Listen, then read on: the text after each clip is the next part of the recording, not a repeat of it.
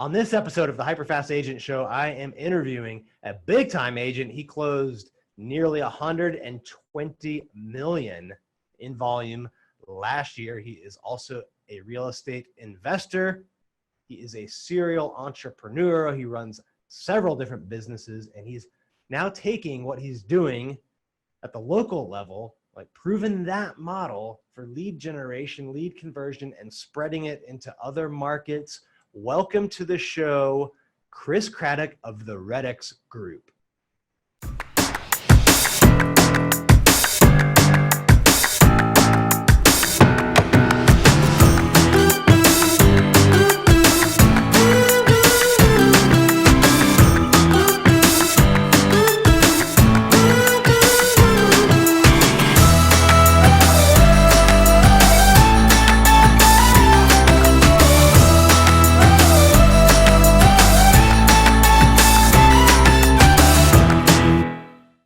All right, welcome to the show today, Chris. I'm super pumped to have you. It's always nice to have someone local on the show. You know, we talk to agents from all over the world, so it's a real treat to have someone who's close to our own backyard, just down the road a little bit. So before we jump into all the crazy, awesome stuff you're doing, why don't you give folks a little bit of background of who you are and you know what you're doing today and how you got there.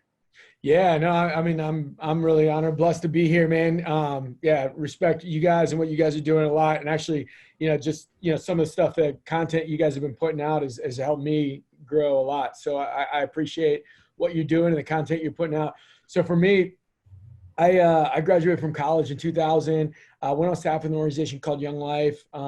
Loved it, changed my life, which is why I went on staff there. But, I was making like 20 grand a year. And when my wife got pregnant in 2003 and she was going to stay home with the kids, it's like, got to do something. And so, because you can't live in the DC area on 20 grand a year. And so went to the library, checked out every book on real estate and real estate investing, Rich Dad, Poor Dad, like everybody's read, and just got the bug. So I read all the books, and frankly, like an idiot. I look back at how little I knew at the time, just started knocking on all the doors of distressed properties, and ended up making 12 times in 4 months what I made in a year.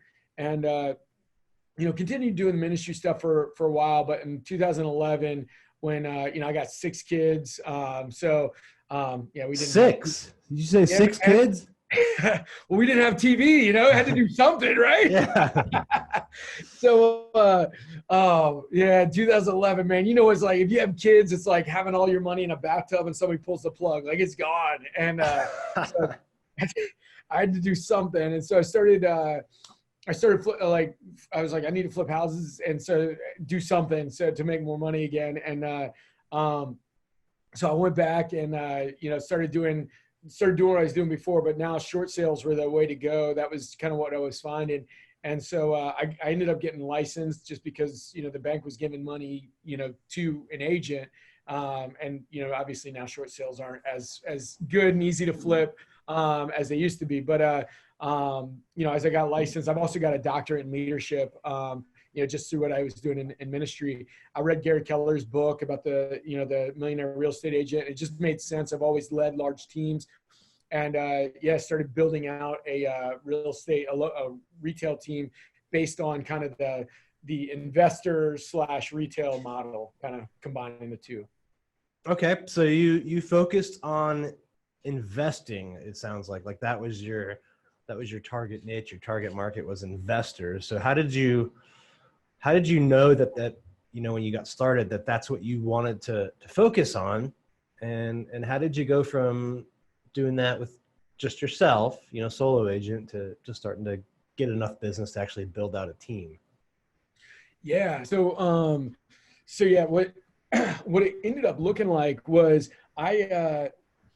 when I started, I saw how to get kind of distressed properties, because if you go after, you want to hunt where the ducks are, right? And so if you find people that have some sort of motivation, and go after them, make phone calls, do it, and actually like bring that massive action, right? Just make enough phone calls.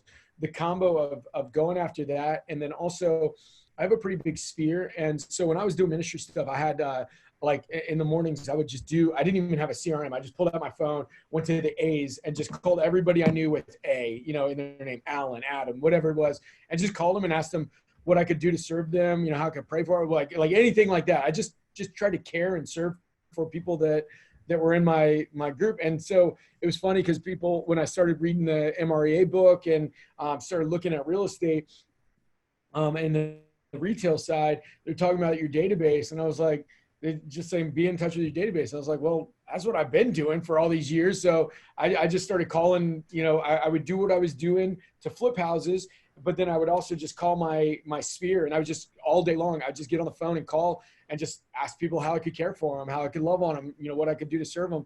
And it was just amazing because there's that law of reciprocity, right? Where if you do something for somebody else, if I give you a Christmas gift, you'll feel like the universe is out of balance if you don't have something to give back. And so, it was just kind of crazy. The more I cared about those people and the more I cared about the people that were my friends, the more often they're like, well, how can I serve you? And, referrals, all the other stuff, helping them with their real estate transactions just kind of blew it up real fast. Yeah, that's an interesting way of implementing a lot of the principles that are taught in the MREA book, the Millionaire Real Estate Agent book. So if you go through your phone and just call one letter a day, like you did in 1 month, you'll hit everybody. So with a couple days off even. Yeah. So in a year, you're going to get 12 phone calls, which is pretty similar to some of the programs and training in that book. So that's pretty interesting that you kind of stumbled upon it in that way. Did a lot of them just tend to be investors, or were you just more drawn to people that had investor needs? Because it sounded like that became at some point a focus of yours. So like how did it become investor focused for you? Yeah. So, I have like more, like a couple different legs of the stool. And, the investor leg happened just because, when I was doing ministry, I just made very little money. I mean, there were times where we were $1,000 away from qualifying for free school lunches for our kids. Right. But I was doing it because I loved doing it. So that investor side ended up blowing out and bless my family big time, by doing that right. So I would always, I would talk about real estate investing. And when I'm talking to people, talking about being in the real estate world, I mean, HGTV is sexy, right? Flipping houses is sexy. Everybody wants to talk about it. And so when you bring it up and are able to add value to them, because everybody's thought about, flipping a house or being an investor. And frankly, flipping houses is great, but the real wealth is built through like actually buying and holding. And so just kind of being able to just talk intelligently about that. Almost everybody, if they haven't thought about it, they've got a friend who has. And so the combo of just being able to talk about that to them and just being in their life, just created so much insane opportunity for deals, not just investor deals, but also retail deals. Awesome. Well, how did it go from that in the beginning, just you calling one letter a day? How did it go from there to like, now you have enough business to start a team? And how did you know when you were ready to make that first hire? Yeah. No, I look back and, just this last year, the big goal in real estate is, at least originally the big goal is to hit that 100 million mark. And, this last year was the first year, we did it, just under 120 million. And I look back to where we started to like where we are today. And it was just, honestly, it was bringing people on. And it was interesting because, you get a few people that are good at what they do early on, picking the right people to come on. And then they had a lot of success. And honestly, now one of the guys who's my director of operations now, he came on and I was like, I don't even know what the opportunity will look like in the future, but I know there'll be opportunity and I'd love to just run with you, because I thought he was a high talent guy and he was just getting started and we started running together. And he just started making a lot of money and things started going really, really well for him. But I didn't even know what the opportunity was at the beginning. I just knew that there would be opportunity.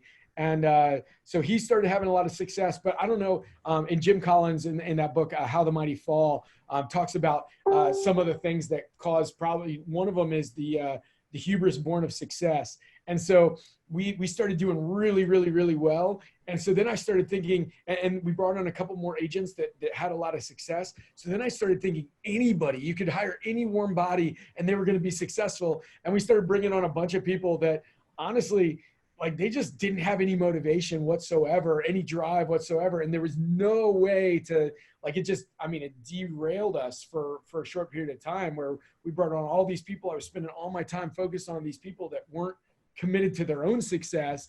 And, and then we just plateaued. And it wasn't until we had a massive bloodletting of all these guys on our team that weren't willing to run hard. And then we started hiring correctly that we really started, going fast and running again. So, yeah. That's really interesting. What do you think is the common thread between the people that made it, and then what do you think is the common thread between the people that didn't? But I think a lot of people who are making hires, could use this information and learn from your experience here. Yeah. Well, listen, like, I feel like the best in the world make the complex simple. And I've been trying to nail it down. And what we came to is these four things: people that are happy, hungry, humble, and smart. Happy, hungry, humble, and smart. And happy, when I was doing ministry stuff, I remember a guy that was a pastor of a church kind of mentoring me. He said, hey, if somebody comes in from another church, wants to come to your church, and they're complaining about where they were, tell them about somebody else's church, because you don't want them there, because it's just a matter of time before they're going to complain about you. Because people that complain will complain anywhere they go, and the one common denominator is them. So you want people that are genuinely happy and generally happy, and sometimes they're in a bad situation, but if they're happy, that's really good. Hungry, I mean, you can't teach hustle, right? If they got a fire deep inside, they rip open their chest and they got a heart of a lion in there, then, you throw gasoline on that fire and the sky's the limit. But if they don't have a fire in there, you just throw gasoline on it and you just got a wet spot, right? So happy, hungry, humble. I'm a learner. I said I got a doctorate in leadership. I mean, I spend probably a minimum of about an hour a day listening to podcasts. Your stuff has been really helpful to me. A bunch of the stuff, I'm just always listening, always reading, always working to grow, always working to level up.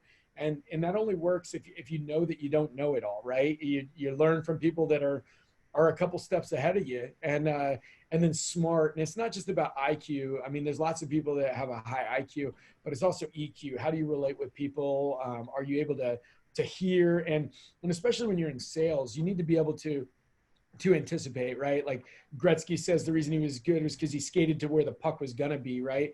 And so when you're talking to somebody in sales, what do they want? Can you anticipate that? And when we found those people that are happy, hungry, humble, and smart, I mean, it just we grew like crazy. Yeah, I like that. I like that framework: happy, hungry, humble, and smart. I think one of the keys, like, I think all of those things are important, and that's really a great framework and just way to make it simple. I think that second one is the one you got to really look for in the interviews. And I call it financial thermostat. Like, I think, if an agent wants to make 50K, they're going to make 50K. If they want to make 250K, they're going to make 250K, no matter, you can give them both the same amount of leads, take away the same amount of leads, give them the same systems, and the person that wants to make 50 will find a way to make 50. And the person that wants us to make 250 will find a way to do it. Like, I think people are just wired that way, and you need to figure it out. Like, figure out what's their motivation, what's their hungry level, and really be careful. And I'm sure you get this, like, in interviews, they say they've got a passion for real estate or whatever it is, right? But the motivation is just not there. And Yeah. You can't teach that, I don't think. And I found that to be true with my weight. I don't know about about you on that, but it's so funny because like I know that if I'm a certain weight, like I'll see all my abs. It'll be great. But I've come to grips like recently, like I've been okay with being okay. I'm not fat, but I'm not skinny right now. Like but as an athlete, I want to be able to be a certain way. But when I get on the scale and I lose some weight, all of a sudden I tell myself in my head, oh, I can eat more, go to my pizza today, I do whatever. And then I go back to that same threshold instead of saying, hey, I'm going to lose weight. I'm going to do better. I'm going to do better. I'm going to do better. And so that whole thing, I mean, I think it translates to any area of our life, like you said, the financial threshold, physical threshold, all of us, like we just get into this like loser's mentality or a winner's mentality. And, you got to figure out where we're at. So I love that whole threshold thing. Yeah, I think the connecting it to fitness, weight is actually very, very true as well. Really, all things, and I don't think it's a fixed thing. I think you can. I think as an individual, you can change it, right? One of the best ways is like hanging out with people that are at that level of fitness or at that level of income or whatever it is, because then that's gonna be your new environment. You're gonna start to think that that's normal, and you'll reprogram yourself. Like that's one of the ways I think that you can do it. And one of the benefits I think with mastermind groups and coaching programs is just you're hanging around people that have the thermostat set at a higher level. Absolutely, preach.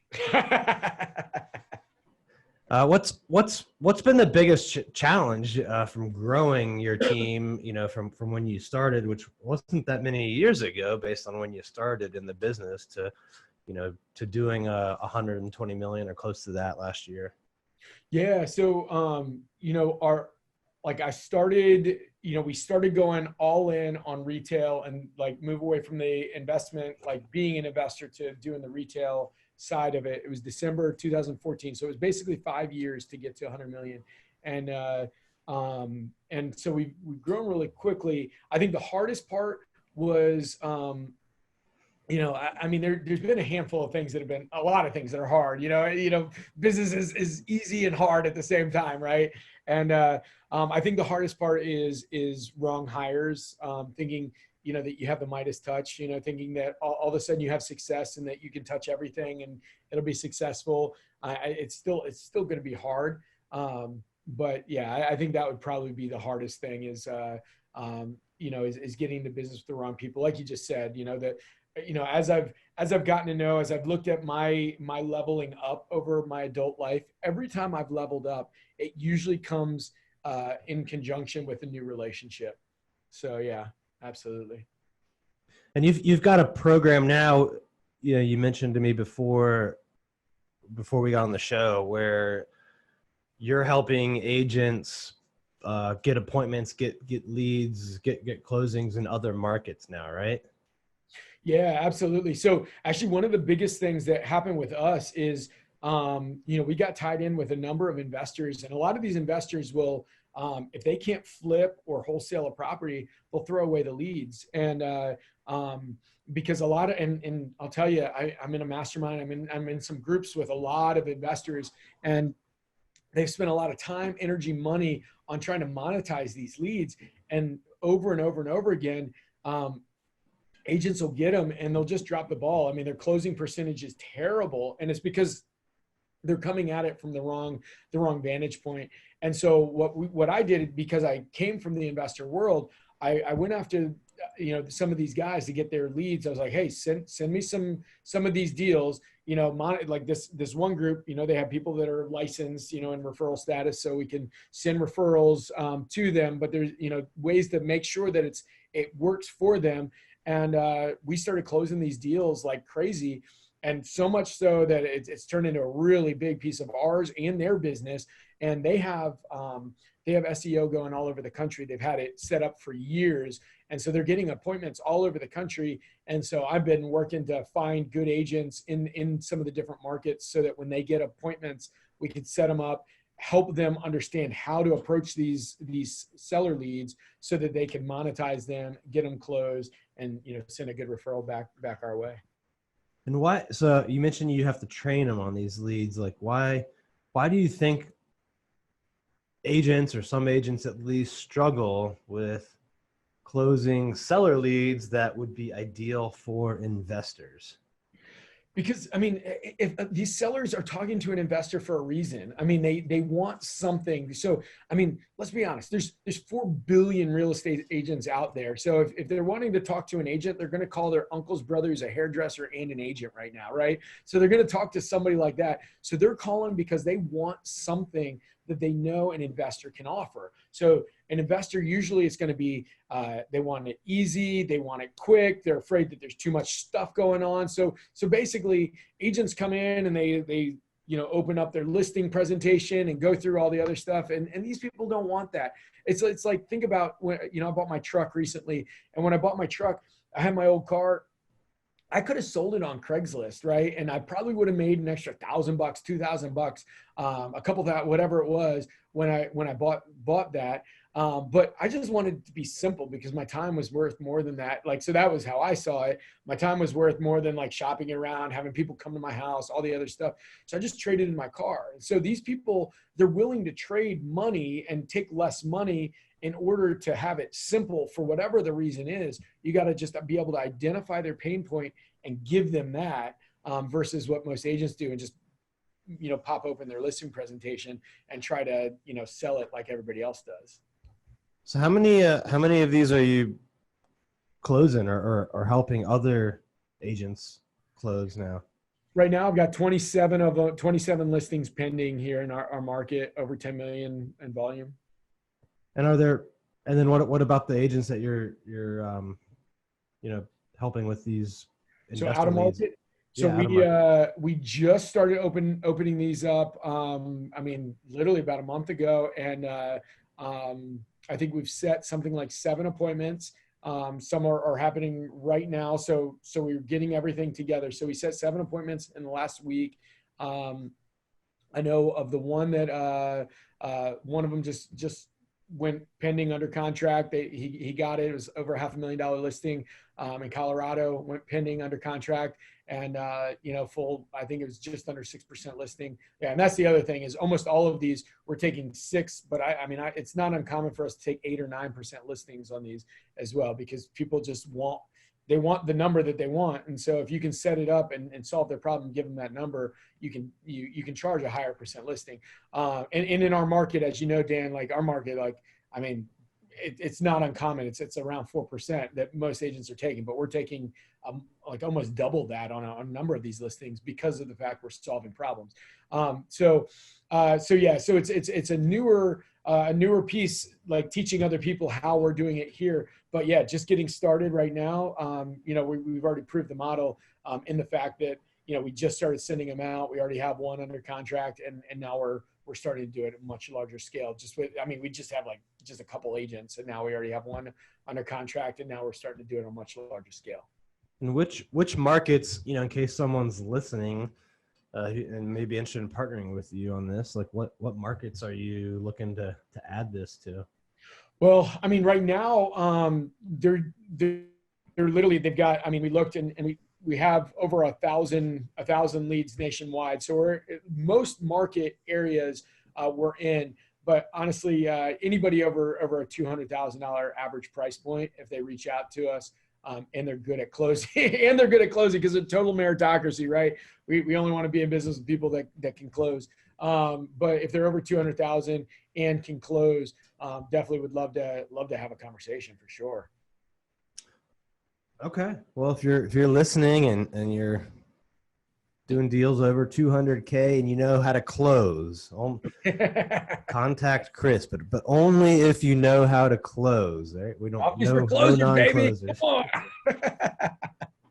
Yes, it's interesting that a lot of agents struggle to even get these deals, but then you're not only getting them, you're commanding, premium fees to get them. And I'd like to hear from you. My take is the reason a lot of people struggle with these is most agents are used to like the kind of the one shop stop concept. Like they know one thing and they think that that box every seller fits into, and that is, you know, you get the home, you make it look as great as possible, you stage it, and you know, you get them the highest price. But not all sellers value getting the highest price. Some of them want certainty, some of them want speed, some of them just want to be done. They're emotionally over the house or whatever reason, right? And for those people, like increasing the certainty and the speed of the deal like outweighs, you know, maximizing the price. But most, I think a lot of real estate agents like struggle with that concept, and they can't get out of that box, you know, if you will. And Yeah. that's my guess is that's why guys like you are able to come in and crush it. Yeah. Well, yeah, I mean, I love the phrase certainty, like the Jordan Belfort straight line selling kind of ideas. Like when you can close that certainty gap for people and give them what they need. Now, and, you know, and again, part of this is being a good salesperson, right? Like a high D personality on the disc profile. You know, their certainty gap doesn't need to be as tight. I'm a high D personality, so I don't need as much certainty to have a gut reaction that I feel like something's good. You know, high C personality needs to know exactly that this is going to close. And so being able to go in and, like you said, I mean, every agent, I mean, they just flip open their listing presentation. Let me show you why I can list it.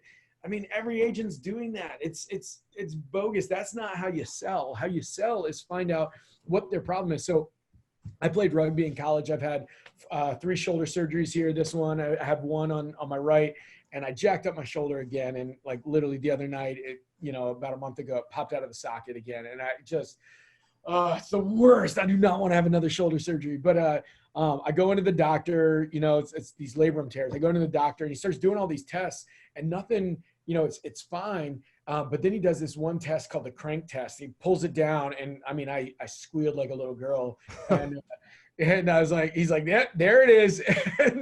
and before, here's the crazy thing. He knew what it was, but he was just poking around. But then the crazy thing is he does that, and I scream, you know, and then he does it again, you know? And that is what a good salesperson does, right? You ask questions, you find their pain, and then once they find the pain, you push it, you know, you crank test it. And then they say, oh, I need to get out of it quick because of this. I need to get out of it fast because of this. I don't want to use an agent because of this, whatever the pain is. And then you go back and you push the pain again, you make it really hurt. And then you're able to offer the prescription, the antidote. And you're saying, okay, this is your pain. I get it. Here's how we get rid of this pain. And here's how we do it quickly. Instead of like, oh, we sell in this much time, we market to these many, you know, brokerages, you know, whatever, all the stuff that every other agent does on their listing presentation. You find the pain, you push it, and then you solve their pain, and then you win.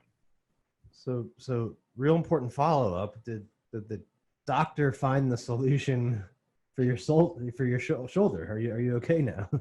Oh my gosh, I don't know. I'm trying to do PT. You know, I went through the MRI, which have you ever had an MRI? Yeah. Oh, it's the worst. Oh my gosh, I get a little claustrophobic, and I'm in there. I'm just like, be cool, man, be cool, be cool. But it's just so terrible. So I had the MRI, and it's all like shredded and torn up, but it's not completely torn. So they're trying to do some PT so that I can, you know, strengthen around it so it won't pop out of the socket. But we'll see. Oh my gosh, it's the worst.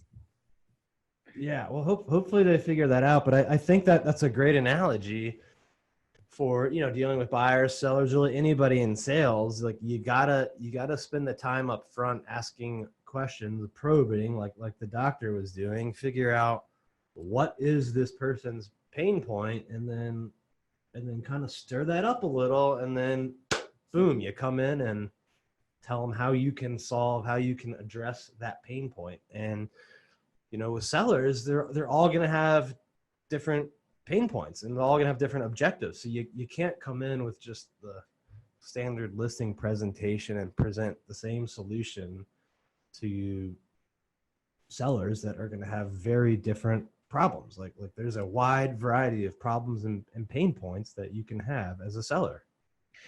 Yeah. And see, here's the crazy thing: as growing our business, I mean, we literally went from 80 million to about 120 million by working with investors and being able to monetize these deals. And so many investors are skeptical. One, they're either like, oh, we're going to figure it out, and then they never do. Or two, the other side of it is they're all they've tried and they just they're like, it's just not worth my time. I've tried this thing, it's not working. And so being able to go, like, I mean, right now we have over 10 million pending by doing this, being able to go to these investors and solve their problems too. I mean, that's how you win in everything, is like you solve problems and you get paid well for it. I mean, that's how you win. And so that's that whole piece. And I think a lot of real estate agents across the country, you know, are not realizing that there's a lot of business out there that's just being thrown away if they were just to actually go after it. Yeah, no, I agree. Are you an investor yourself? I am. So I own a number of properties. So where I like, you know, I'll do flips. I've got one right now I'm doing, but I don't love flips. It just kind of, you know, if they come, you know, because I still feel like it's trading time for dollars, and I want to get out of trading time for dollars as much as I can. I mean, I'll do them because they're high time for dollars, but I also own a ton of rental properties all around our local university, George Mason, and actually back when I had very little money. So a lot of times people are looking at investing, they're like, oh, it's great, you're making all this money now. But I had very little money in 2008 when I bought my first one, and I cobbled it together. I even joint ventured with my mom on it because I didn't have enough money for the down payment at the time. But by buying there and renting to college students, and again, doing ministry stuff, I found, like, you know, Christian ministry kids that are like good kids, not throwing keggers and destroying my house. But since 2008, I've had 0 days of vacancy in any of those properties. They literally two seniors move out and 2 sophomores move in since 2008. So, and, you know, they're paying off all my properties, and it's awesome, you know? So, yeah. And are most of your rent, like, what's your typical rental? Is it single family, condo, multifamily?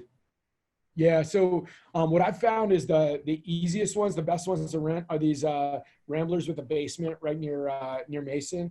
And, you know, I'm able to rent them above market value because it's 2 students that, you know, you're allowing them to come in because the rental market is really rough to students.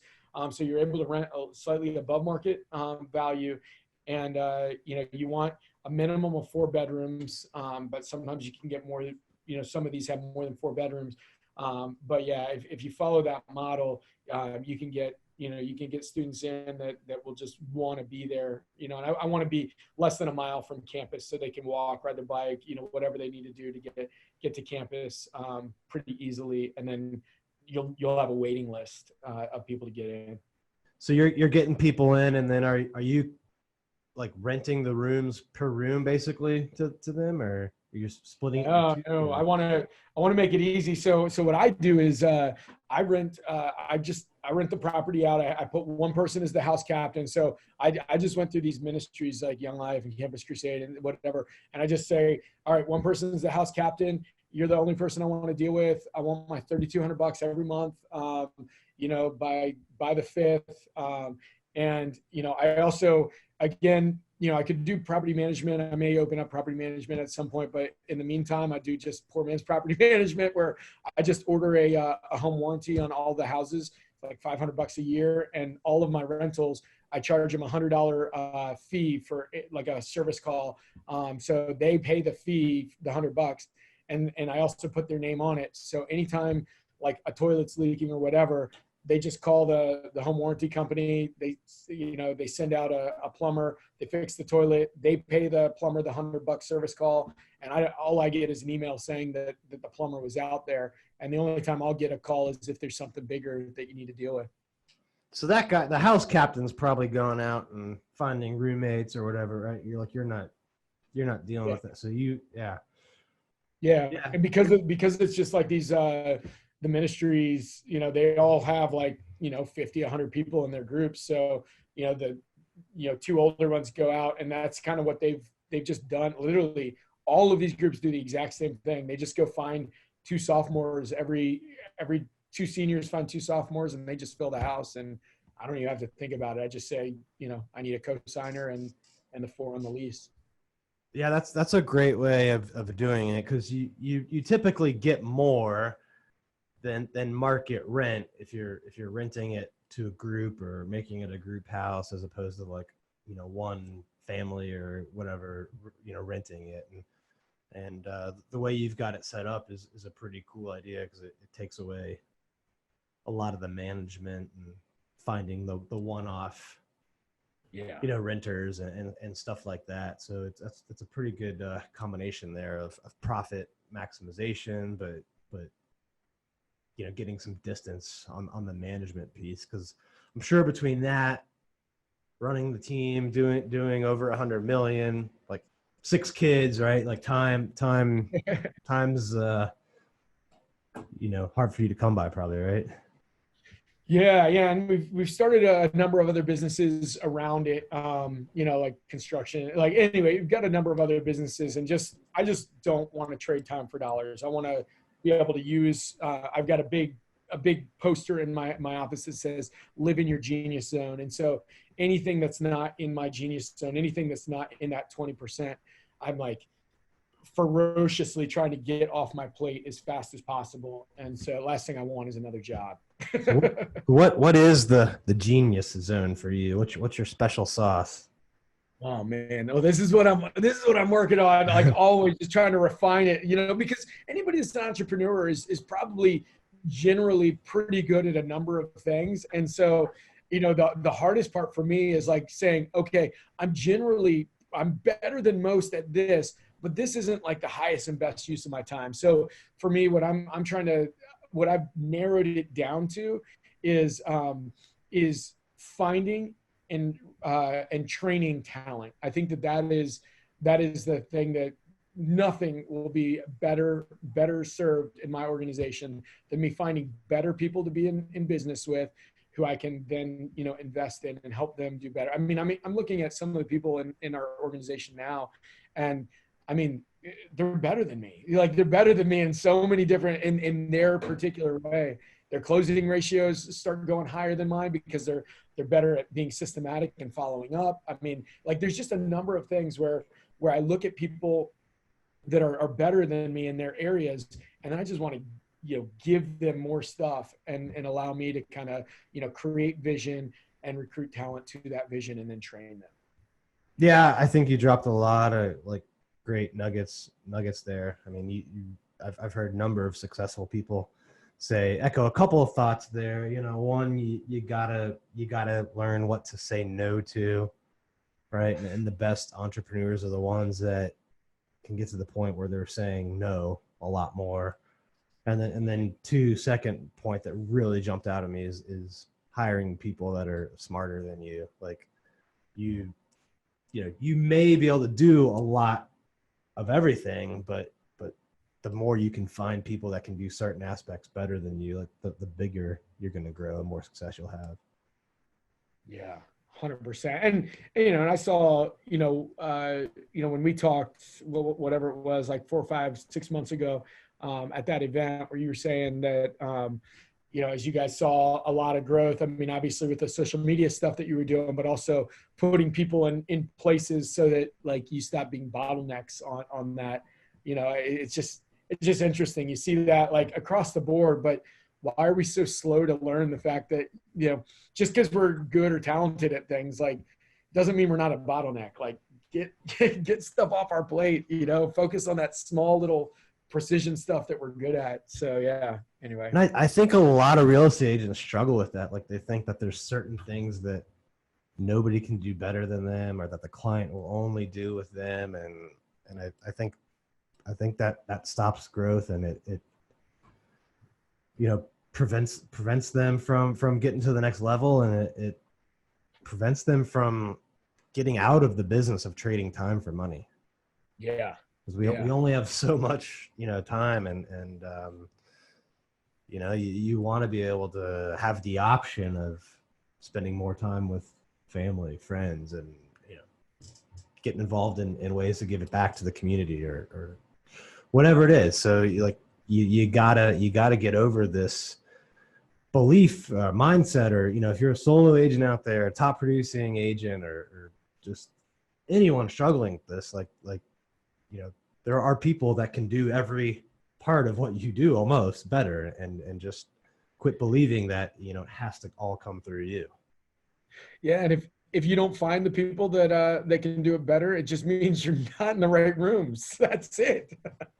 Like you said earlier, who do you need to get into a relationship with? Your coaching or masterminding or other stuff, And yeah, John Maxwell stuff is like you've got to grow to the extent that people will want to be in business with you, because if people, and that's honestly one of the things that I've seen over the last few years is I'm constantly working to level up through what I'm reading, listening to, who I'm hanging with, all the other stuff.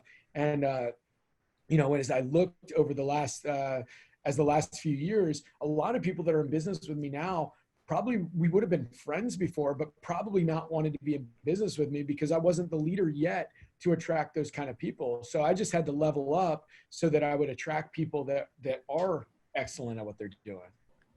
Yeah, I agree. Great stuff. Before we wrap up, I always like to end with my hyper fast round. So just a couple of rapid fire questions, quick answers. Are you ready? Bring it. All right. What is the biggest piece of advice you would give to a new real estate agent? Just do it. Do it. Call. Don't stop. All right. What about an experienced agent? Depending on where they are, they probably need to do the same thing. Just talk to more people. An amazing salesperson will always lose to somebody that's willing to talk to more people. What's been the biggest learning experience or event or, whatever that happened to you as a real estate agent?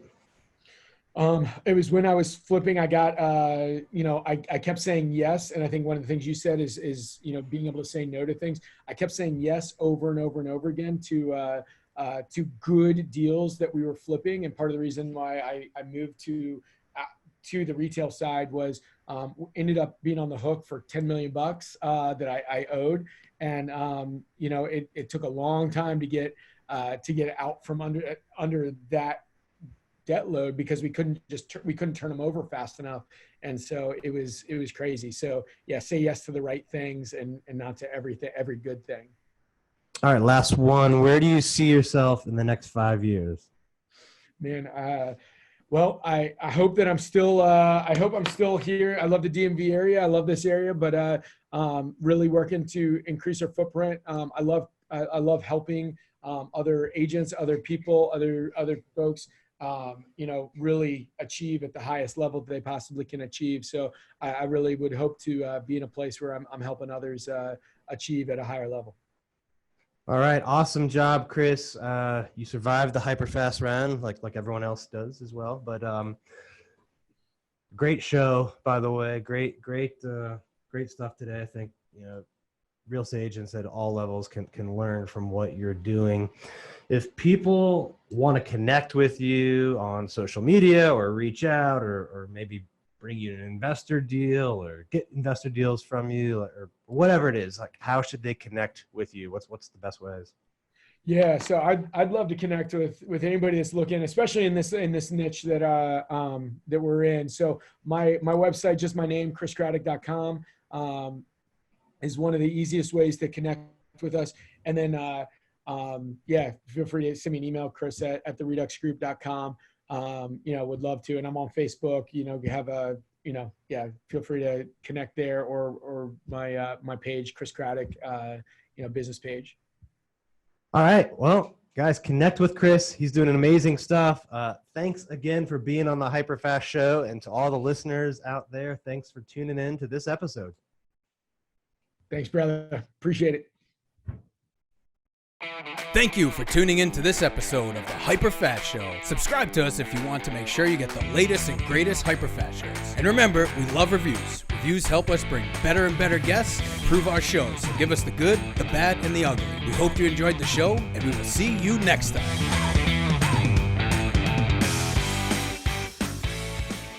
Here. And if you want 100 real estate tips from my best-selling book, click right here to download them instantly. And if you're new to this channel, click below to subscribe and turn on post notifications so you don't miss out. And leave some comments about what you think on the videos. I read them all each week, and I select winners to give out hats, shirts, coaching calls with me, and tickets to some of our events. I'll see you next time.